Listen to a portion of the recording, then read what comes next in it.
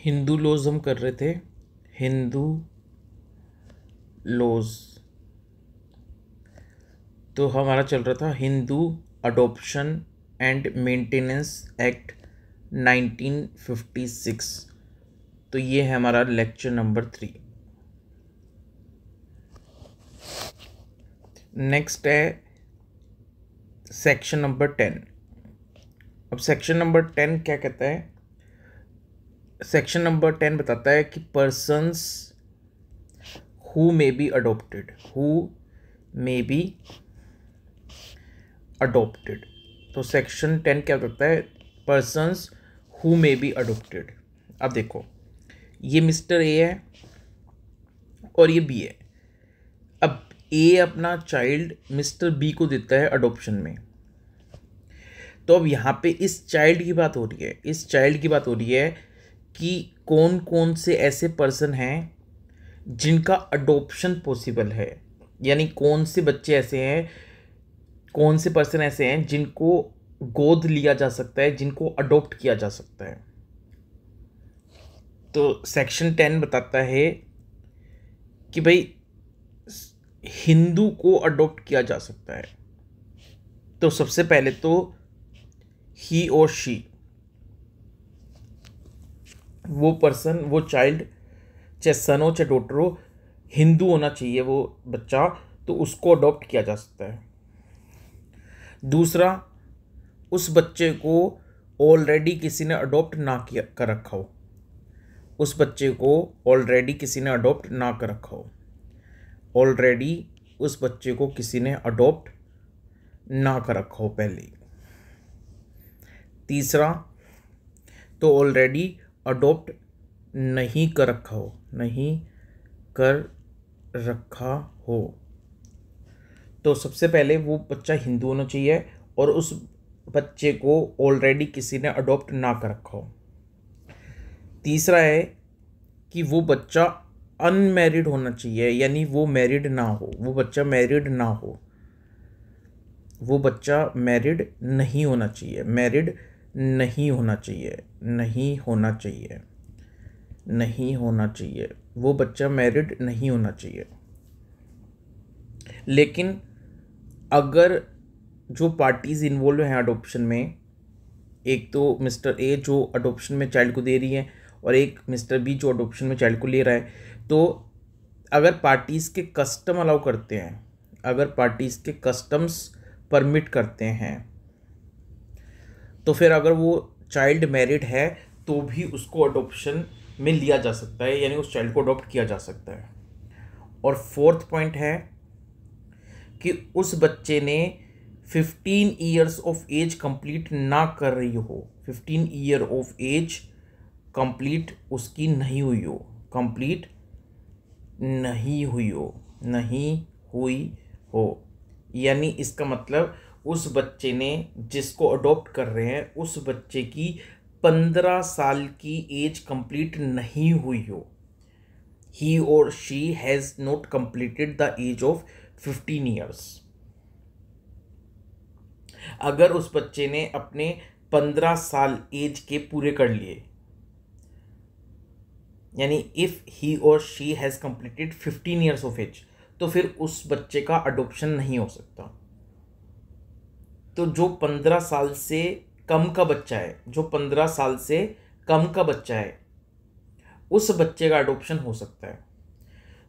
जिस बच्चे ने 15 साल एज कंप्लीट कर ली, यानी 15 साल का वो पूरा हो गया,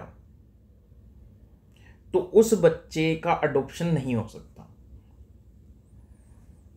लेकिन अगर पार्टीज के कस्टम परमिट करते हैं, अगर पार्टीज के कस्टम्स परमिट करते हैं, तो फिर अगर उस बच्चे की 15 साल की एज कंप्लीट हो गई है तो भी उस बच्चे को अडॉप्ट किया जा सकता है। ये था section number 10। Now section number 11 बताता है other conditions of valid adoption. अब सेक्शन नंबर 11 बता रहा है कुछ और कंडीशन जो कि फुलफिल होनी चाहिए वैलिड अडॉप्शन के लिए। तो सबसे पहली कंडीशन क्या है, अगर कोई सन को अडॉप्ट कर रहा है, अगर कोई सन को अडॉप्ट कर रहा है, अगर कोई फैमिली सन को अडॉप्ट कर रही है, तो अगर कोई फैमिली सन को अडॉप्ट कर रही है तो इस अडॉप्टिव फैमिली में यानी जो सन को अडॉप्ट कर रही है उस फैमिली का खुद का सन नहीं होना चाहिए, उसके सन का सन भी लिविंग नहीं होना चाहिए, और उसके सन का सन भी लिविंग नहीं होना चाहिए। यानी अगर ये अडॉप्टेड फैमिली किसी सन को अडॉप्ट कर रही है तो इस फैमिली का खुद का सन लिविंग नहीं होना चाहिए अडॉप्शन के टाइम पे। इस सन का कोई सन है तो वो भी लिविंग नहीं होना चाहिए अडॉप्शन के टाइम पे, और अगर इसके सन के सन का सन है कोई तो वो भी लिविंग नहीं होना चाहिए अडॉप्शन के टाइम पे। तब ये अडॉप्टिव फैमिली किसी सन को अडॉप्ट कर सकती है। अब यहाँ पे जो सन की बात हुई है, ये अडॉप्टेड सन भी हो सकते हैं या फिर ब्लड जो बाय ब्लड रिलेशनशिप होते हैं बायोलॉजिकल सन, वो भी हो सकते हैं। नेक्स्ट है डॉटर। अगर अडॉप्टिव फैमिली किसी डॉटर को अडॉप्ट कर रही है तो इस अडॉप्टिव फैमिली के खुद कोई डॉटर नहीं होनी चाहिए, और इस अडॉप्टिव फैमिली के सन की भी डॉटर नहीं होनी चाहिए। तो अगर ये अडॉप्टिव फैमिली किसी डॉटर को अडॉप्ट कर रही है तो इनकी खुद की डॉटर नहीं होनी चाहिए और इनके सन की भी कोई डॉटर नहीं होनी चाहिए at the time of adoption. ये जो डॉटर हैं चाहे वो अडॉप्टेड डॉटर हों या फिर रियल डॉटर जो बायोलॉजिकल डॉटर होती हैं वो। क्लियर है? नाउ नेक्स्ट है एज ऑफ अडॉप्टिव फादर।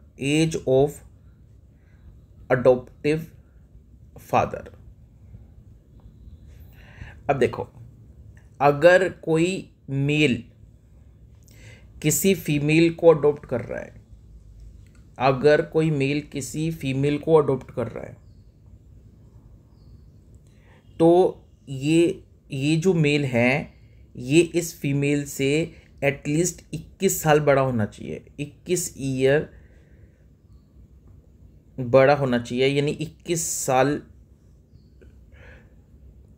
साल एल्डर होना चाहिए। तो यानी इसका मतलब अगर कोई मेल किसी फीमेल को अडॉप्ट कर रहा है तो ये जो फीमेल है वो इस मेल से एटलीस्ट 21 साल यंगर होनी चाहिए। ऐसे ही as of adoptive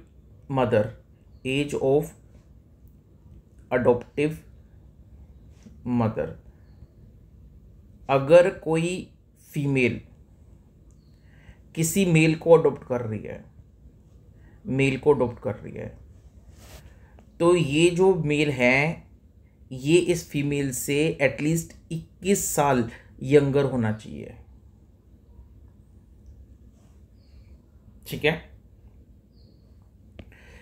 5th point, simultaneous adoption.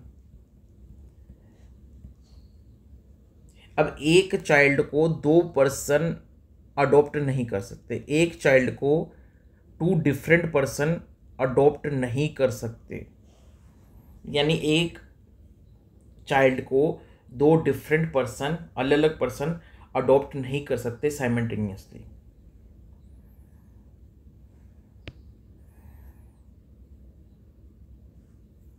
और 6th है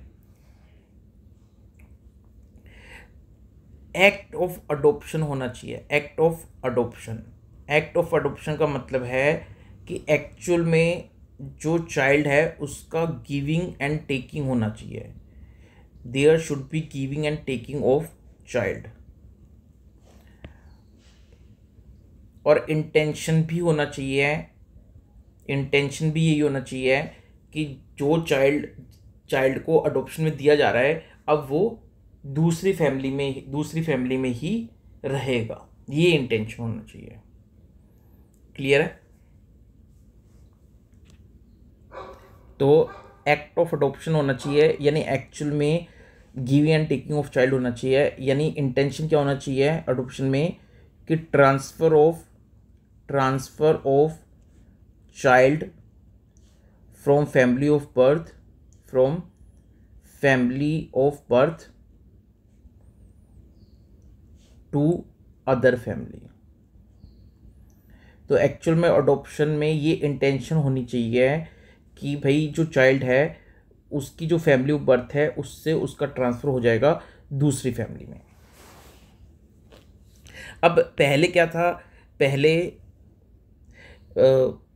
जो पुराने कस्टम्स थे उसमें एक सेरेमनी होती थी अडॉप्शन के टाइम पे, उसको बोलते थे दत्ता होमन। अब ये जो सेरेमनी होती थी दत्ता होमन की,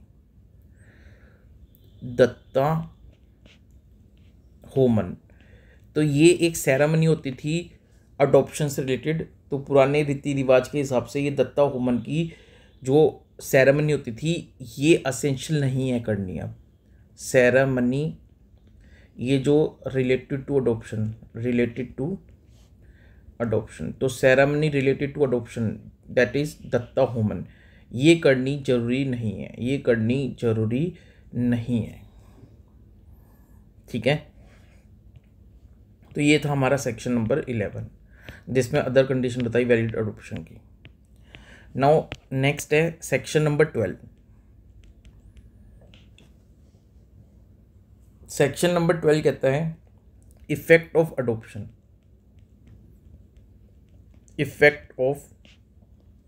अडॉप्शन। अब अगर अडॉप्शन हो गया तो उसका क्या लीगल इफेक्ट होगा, इफेक्ट ऑफ अडॉप्शन, ये सेक्शन नंबर 12 बता रहा है। जिस दिन अडॉप्शन हुआ है, जो अडॉप्शन की डेट है जो इस डेट से जो चाइल्ड है वो अडॉप्टिव फादर का चाइल्ड कहलाया जाएगा या अडॉप्टिव मदर का चाइल्ड कहलाया जाएगा। तो जिस डेट पर अडॉप्शन हुई है उस डेट से विद इमीडिएट इफेक्ट वो चाइल्ड अब किसका कहलाया जाएगा, अडॉप्टिव फादर का या अडॉप्टिव मदर का, जिसने भी उसको अडॉप्ट किया है। क्लियर है? जिस दिन अडॉप्शन की डेट है उस दिन से माना जाएगा कि भाई इस बच्चे की जो फैमिली ऑफ बर्थ उससे इसके जितनी भी संबंध है, टाइज है, वो सब खत्म हो गए, अलग हो गए। और अब जो अडॉप्टिव फैमिली है, अब इसका जो रिलेशनशिप है इस अडॉप्टिव फैमिली के साथ क्रिएट हो गया। तो अडॉप्शन की डेट से फैमिली ऑफ बर्थ के साथ जो भी रिलेशनशिप है उसके खत्म मान लिए जाएंगे और अडॉप्टिव फैमिली के साथ रिलेशनशिप क्रिएट हो गए, ये मान लिया जाएगा।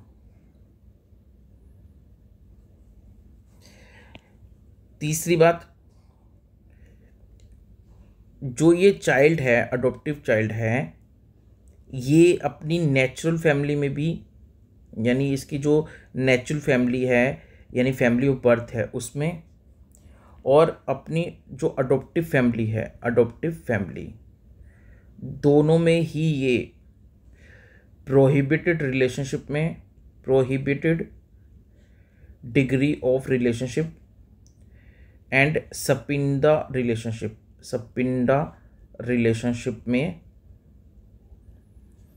शादी नहीं कर सकता, मैरिज नहीं कर सकता। तो ये जो चाइल्ड है ये अपनी नेचुरल फैमिली में भी और अडॉप्टिव फैमिली में भी प्रोहिबिटेड डिग्री ऑफ रिलेशनशिप में भी शादी नहीं कर सकता और सपिंदा रिलेशनशिप में भी शादी नहीं कर सकता। नेक्स्ट, इस चाइल्ड के पास अडॉप्शन से पहले इस चाइल्ड के पास बिफोर अडॉप्शन, इस चाइल्ड के पास अडॉप्शन से पहले, इस चाइल्ड के पास अडॉप्शन से पहले अगर कोई प्रॉपर्टी आ गई है, अगर इस चाइल्ड के पास, इस चाइल्ड को अडॉप्शन से पहले कोई प्रॉपर्टी मिल गई है in the family of his birth, in the family of his birth, family of his birth,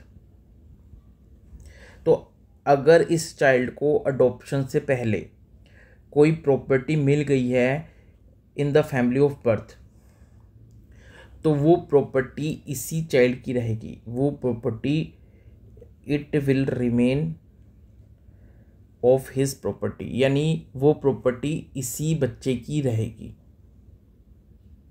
clear है? दूसरी बात, तो आई रिपीट, अगर इस चाइल्ड को बिफोर अडॉप्शन कोई प्रॉपर्टी मिल गई है इसकी फैमिली ऑफ बर्थ से, तो वो जो प्रॉपर्टी है वो it will remain the property of child, it will remain the property of child after adoption, यानी अडॉप्शन के बाद भी वो प्रॉपर्टी इस बच्चे की ही रहेगी। लेकिन इस बच्चे की जो ऑब्लिगेशन बनती है, इस बच्चे की जो ऑब्लिगेशन बनती है, इस बच्चे की जो ऑब्लिगेशन बनती है to maintain relatives of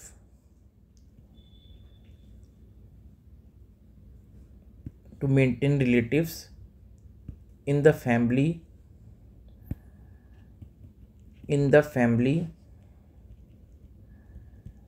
of his or her birth।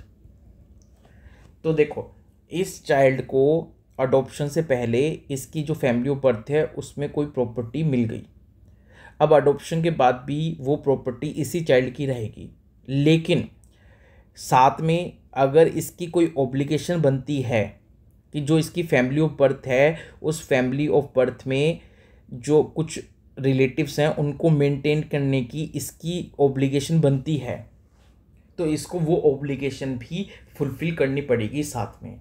तो अगर इस चाइल्ड को अडॉप्शन से पहले कोई प्रॉपर्टी मिल जाती है इसकी फैमिली ऑफ बर्थ में, तो वो प्रॉपर्टी अडॉप्शन के बाद भी इसी की रहेगी, लेकिन साथ में इसके ऊपर ऑब्लिगेशन भी आएगी कि जो इसकी फैमिली ऑफ बर्थ में जिन रिलेटिव्स को मेंटेन करने की इसकी ऑब्लिगेशन बनती है एज पर लॉ, उनको इसको मेंटेन करना पड़ेगा। क्लियर है? तो इस चाइल्ड को अगर कोई प्रॉपर्टी मिलती है इसके अडॉप्शन से पहले, इस चाइल्ड को अडॉप्शन से पहले इसकी फैमिली ऑफ बर्थ से कोई प्रॉपर्टी मिलती है, तो वो प्रॉपर्टी अडॉप्शन के बाद भी इसी बच्चे की रहेगी, लेकिन अगर इसके ऊपर कोई लीगल ऑब्लिगेशन आती है अपने रिलेटिव जो कि इसकी फैमिली ऑफ बर्थ के रिलेटिव है उनको मेंटेन करने की, तो वो ऑब्लिगेशन इसको फुलफिल करनी पड़ेगी। ठीक है? और नेक्स्ट पॉइंट है कि ये जो चाइल्ड है ये जिस फैमिली में जा रहा है, जिस फैमिली में जा रहा है यानी अडॉप्टिव फैमिली, तो अडॉप्शन से पहले, यानी अडॉप्शन से पहले, बिफोर अडॉप्शन, यानी ये जो चाइल्ड है इसके अडॉप्शन से पहले इस अडॉप्टिव फैमिली में किसी के पास कोई प्रॉपर्टी आ गई, किसी के पास कोई प्रॉपर्टी आ गई, कोई प्रॉपर्टी आ गई।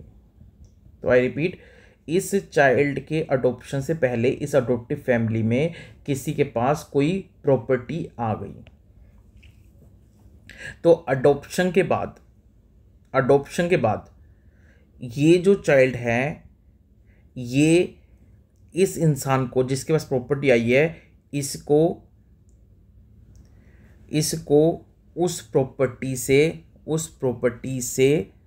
उस प्रॉपर्टी से डाइवर्स्ट नहीं करेगा। क्लियर है?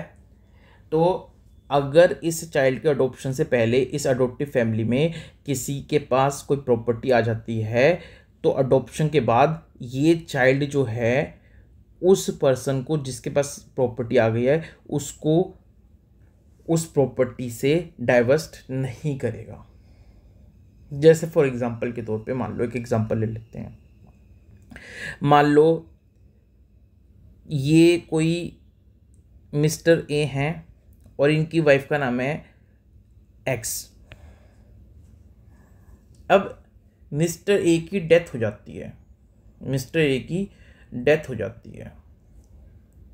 अब जो हिंदू सक्सेशन एक्ट है, हिंदू सक्सेशन एक्ट है, जो इस हिंदू सक्सेशन एक्ट के अकॉर्डिंग जो मिस्टर ए की प्रॉपर्टी है वो एक्स को मिल जाती है, एक्स को प्रॉपर्टी मिल जाती है। मिस्टर ए की प्रॉपर्टी किसको मिल जाती है? एक्स को मिल जाती है। अब ये प्रॉपर्टी किसकी मानी जाएगी? एक्स की मानी जाएगी। अब इनको जो प्रॉपर्टी मिली उसके बाद, प्रॉपर्टी मिलने के बाद इन्होंने एक चाइल्ड अडॉप्ट कर लिया, इन्होंने एक चाइल्ड अडॉप्ट कर लिया। तो अब ये जो चाइल्ड है ये इन एक्स को इस प्रॉपर्टी से किसी भी कारण से डाइवर्स्ट नहीं करेगा। यानी अब ऐसा नहीं होगा कि ये चाइल्ड बोलेगा कि भाई ये जो मिस्टर ए हैं ये तो मेरे फादर थे, इसलिए इनकी प्रॉपर्टी में से मुझे हिस्सा मिलना चाहिए, इसलिए जो एक्स को प्रॉपर्टी मिली है उसमें मुझे भी शेयर दिलवाओ। ये ऐसा नहीं बोल सकता, क्योंकि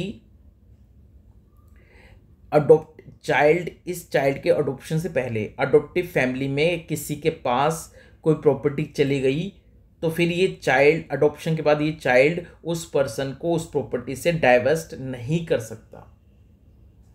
क्लियर है? नाउ नेक्स्ट है मेंटेनेंस।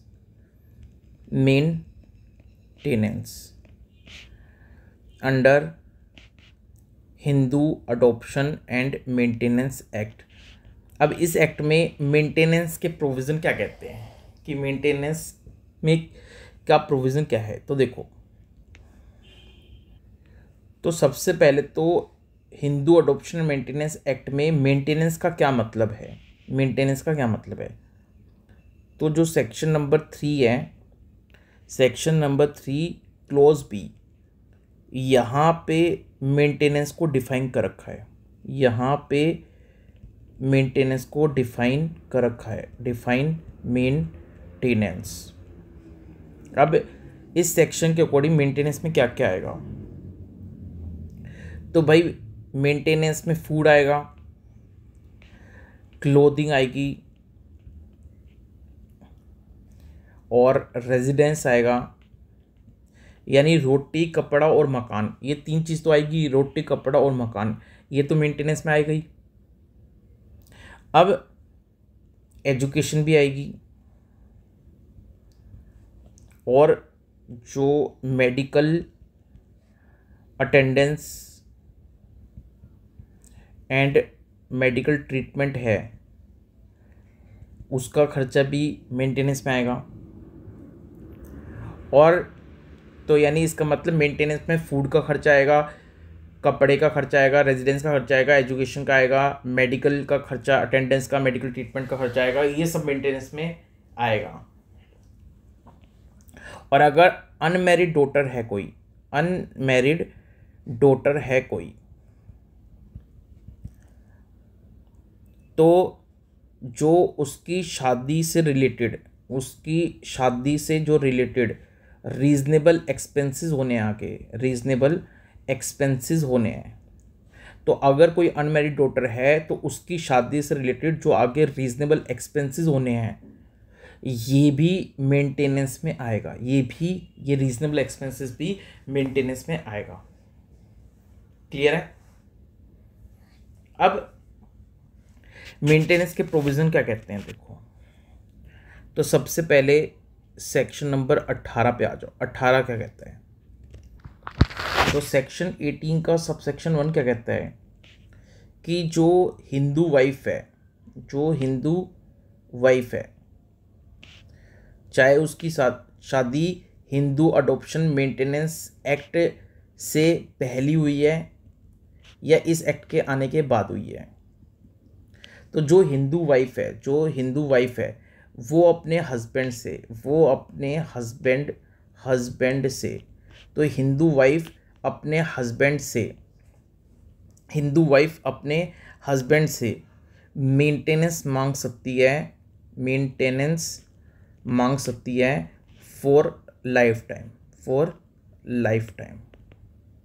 तो सेक्शन 18 सबसेक्शन 1 क्या कह रहा है कि हिंदू वाइफ, चाहे उसकी शादी इस एक्ट के आने से पहले हुई है या इस एक्ट के आने के बाद हुई है, वो अपने हस्बैंड से मेंटेनेंस मांग सकती है फॉर लाइफ टाइम। सबसे पहली बात तो ये। दूसरी बात, इस सेक्शन 18 में wife as a wife maintenance claim कर सकती है। मेंटेनेंस एज ए वाइफ, कोई भी person as a wife maintenance claim कर सकता है इस सेक्शन के अंदर। बट एज ए विडो इस सेक्शन में एज ए विडो वो मेंटेनेंस क्लेम नहीं कर सकते। तो एज ए वाइफ तो मेंटेनेंस क्लेम कर सकते हैं सेक्शन 18 में, लेकिन as a widow maintenance section 18 में नहीं मिलेगा। तो एज ए विडो फिर मेंटेनेंस कहाँ मिलेगा? तो सेक्शन नंबर 22 में ये जो विडो है इनको मेंटेनेंस इस सेक्शन में नहीं मिलेगा। सेक्शन 18 में इनको विडो को मेंटेनेंस मिलेगा सेक्शन 22 में एज डिपेंडेंट। अभी सेक्शन 22 हम पढ़ेंगे। तो इतना याद रखना है कि एक हिंदू वाइफ अपने हस्बैंड से मेंटेनेंस मांग सकती है फॉर लाइफ टाइम, चाहे शादी इस एक्ट के आने से पहले हुई थी या बाद में हुई है। दूसरी बात, कोई भी पर्सन एज ए वाइफ तो मेंटेनेंस क्लेम कर सकती है सेक्शन 18 में, लेकिन एज ए विडो इस सेक्शन में मेंटेनेंस क्लेम नहीं किया जा सकता। अगर as a widow maintenance claim करना है तो सेक्शन 22 में एज डिपेंडेंट मेंटेनेंस क्लेम किया जा सकता है। तो कोई विडो है तो वो इस सेक्शन में सेक्शन 18 में मेंटेनेंस नहीं मांग सकती। विडो है तो सेक्शन 22 में एज डिपेंडेंट वो मेंटेनेंस क्लेम कर सकती है। सेक्शन 22 पढ़ेंगे अभी। दूसरा, सेक्शन 18 सबसेक्शन 2 क्या कहता है कि जो हिंदू वाइफ है वो सेपरेट रेजिडेंस भी मांग सकती है अपने हस्बैंड से। जो हिंदू वाइफ है वो अपने हस्बैंड से सेपरेट रेजिडेंस भी मांग सकती है फ्रॉम हर हस्बैंड। तो एक हिंदू वाइफ अपने हस्बैंड से सेपरेट रेजिडेंस भी क्लेम कर सकती है इन द फॉलोइंग सर्कमस्टांसेस।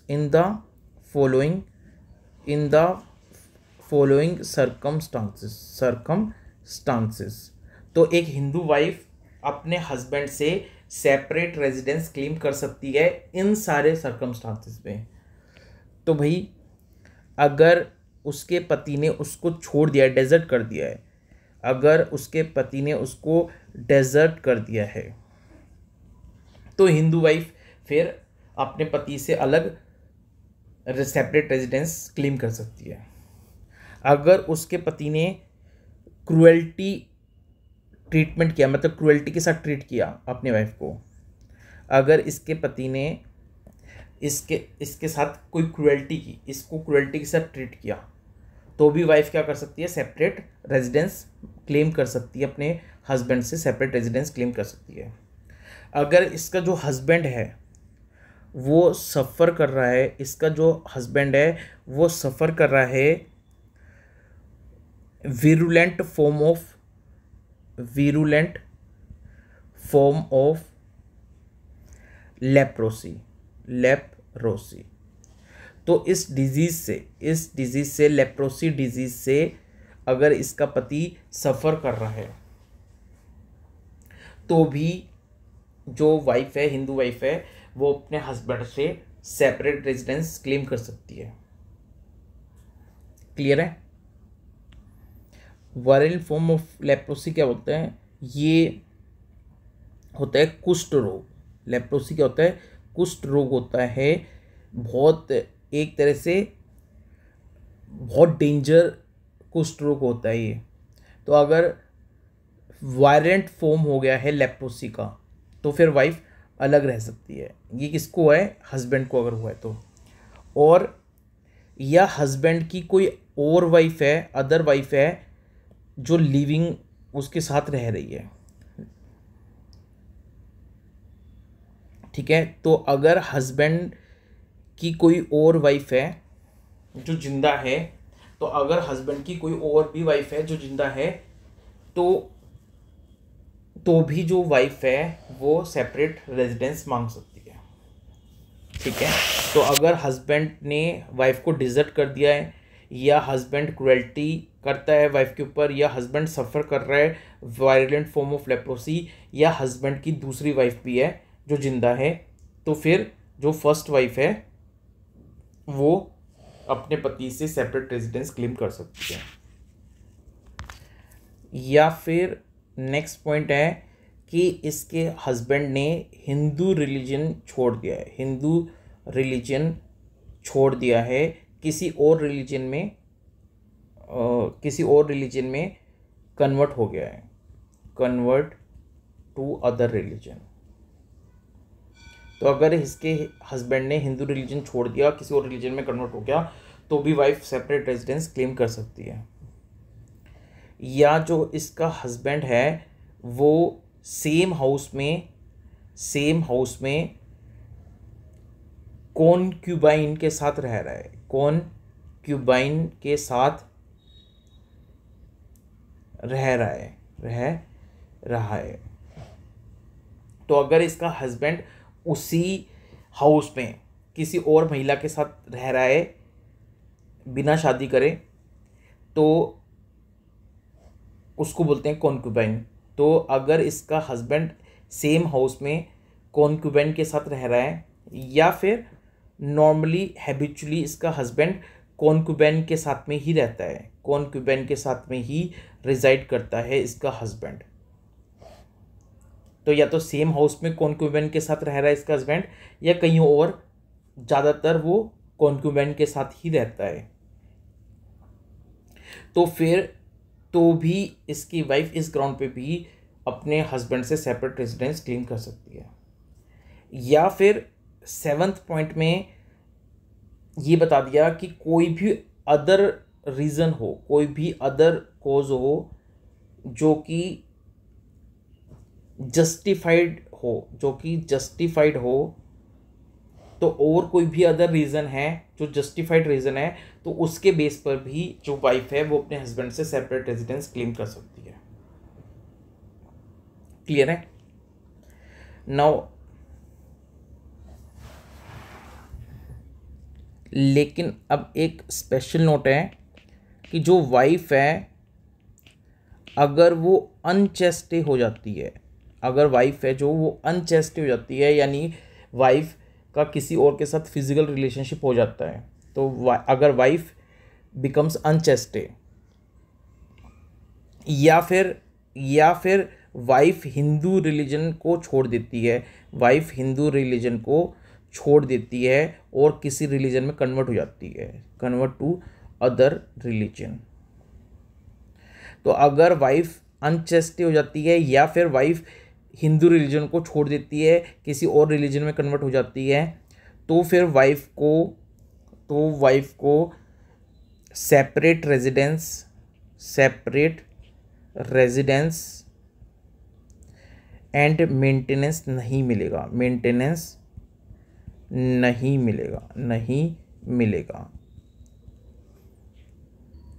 अब हमने ऊपर ये पढ़ा था कि सेक्शन 18 में, अभी हमने ये पढ़ा था कि सेक्शन 18 में वाइफ तो मेंटेनेंस मांग सकती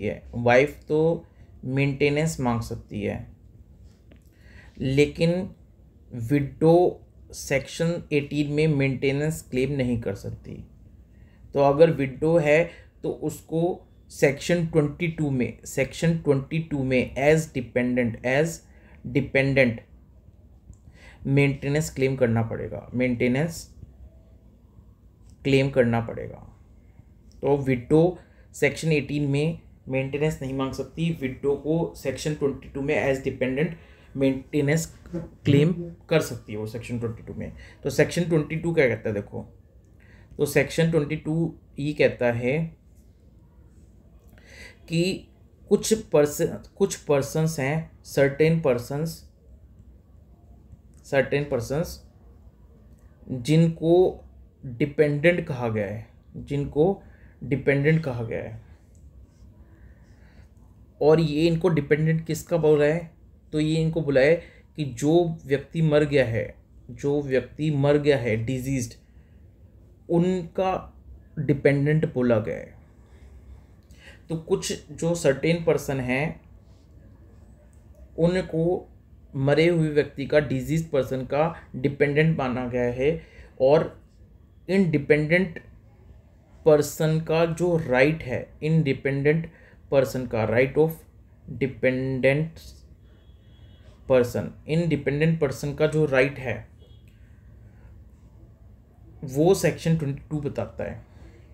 अब इंडिपेंडेंट पर्सन का क्या राइट है, तो देखो ये जो डिजीज्ड पर्सन है इसकी जो प्रॉपर्टी है वो इसके लीगल हायर्स को मिली होगी,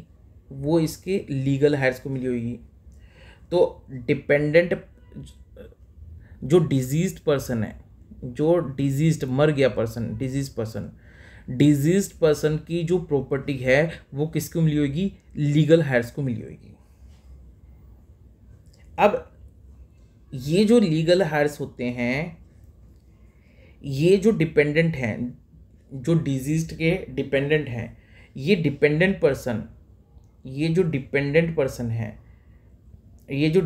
पर्सन है किसके ऊपर डिपेंडेंट है, ये डिजीज्ड के ऊपर। तो ये जो डिपेंडेंट पर्सन है डिजीज्ड के ऊपर, ये मेंटेनेंस क्लेम कर सकते हैं from legal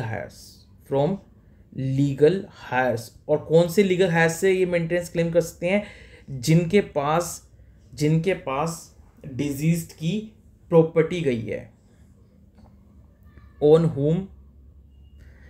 home diseased property डिवॉल्व्स।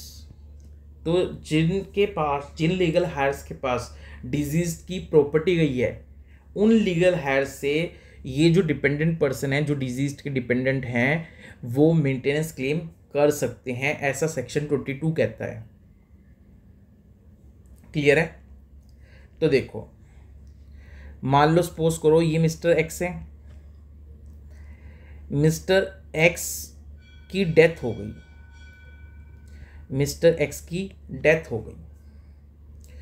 तो मिस्टर एक्स की डेथ के बाद जो मिस्टर एक्स की जो प्रॉपर्टी है वो किसको मिलेगी, मिस्टर एक्स के लीगल हायर्स को मिलेगी। अब मिस्टर एक्स के कुछ डिपेंडेंट भी होंगे, मिस्टर एक्स के कुछ डिपेंडेंट्स भी होंगे। ये जो मिस्टर एक्स के डिपेंडेंट हैं, ये इन लीगल हायर से जिनके पास मिस्टर एक्स की प्रॉपर्टी जाएगी, उन लीगल हायर से ये जो डिपेंडेंट्स हैं ये मेंटेनेंस क्लेम कर सकते हैं, और जो ये लीगल हायर्स हैं जिनके पास इन मिस्टर एक्स की डिजीज की प्रॉपर्टी जा रही है, उनकी ड्यूटी है कि वो इंडिपेंडेंस को मेंटेन करें। ऐसा सेक्शन 22 कहता है। क्लियर है? अब जो लीगल हायर्स हैं इनकी कितनी लायबिलिटी बनेगी, तो मान लो लीगल हायर्स हैं mister A, mister B and mister C, ये लीगल हायर्स हैं, और जो डिपेंडेंट हैं वो एक ही हैं, मान लो डिपेंडेंट एक ही हैं, मान लो वाई। तो ये जो ए बी सी हैं ये तो लीगल हायर्स हो गए मिस्टर एक्स के, और मिस्टर एक्स के डिपेंडेंट में ये वाई है। अब ये जो लीगल हायर्स हैं ये इस वाई को मेंटेनेंस देंगे, यानी जो वाई है वो जो लीगल हायर्स हैं एक्स के, इनसे मेंटेनेंस क्लेम कर सकती है। अब ए बी सी की कितनी लायबिलिटी बनेगी, तो इन तीनों के पास जितना शेयर गया है प्रॉपर्टी में, इनको जितना शेयर मिला है डिजीज्ड की प्रॉपर्टी में से, तो इनके पास जो शेयर आया है उसी शेयरिंग में ये अपनी लायबिलिटी इन वाई को मेंटेन करने की जो लायबिलिटी है उसको भी शेयर करेंगे। क्लियर है? तो ए बी सी के पास मिस्टर डिजीज की, मिस्टर एक्स की जो मर गए हैं उनकी प्रॉपर्टी में से जितना शेयर आया है उतनी ही रेशो में ये लोग वाई को मेंटेन करने के लिए पैसा देंगे। क्लियर है? मान लो सपोज करो मिस्टर ए के पास आया है 20 लाख की प्रॉपर्टी, मिस्टर बी के पास आया है 30 लाख की प्रॉपर्टी, और मिस्टर सी के पास आया है 40 लाख की प्रॉपर्टी, मान लो सपोज। यानी इसका मतलब मिस्टर ए के पास जो शेयर आया है उसकी मार्केट वैल्यू क्या है 20 लाख, मिस्टर बी के पास जो शेयर आया है उसकी मार्केट वैल्यू है 30 लाख, और मिस्टर सी के हिस्से में जो शेयर आया है उसकी वैल्यू है 40 लाख। तो अब ये जो ए बी सी हैं ये 2:3:4 की रेशो में, इस रेशो में कंट्रीब्यूट करेंगे वाई को मेंटेन करने के लिए, तो वाई के मेंटेनेंस के जो भी एक्सपेंसेस होंगे, उसको ये तीनों किस रेशो में बांटेंगे, 2:3:4 की रेशो में डिवाइड कर लेंगे। ऐसा सेक्शन 22 बताता है।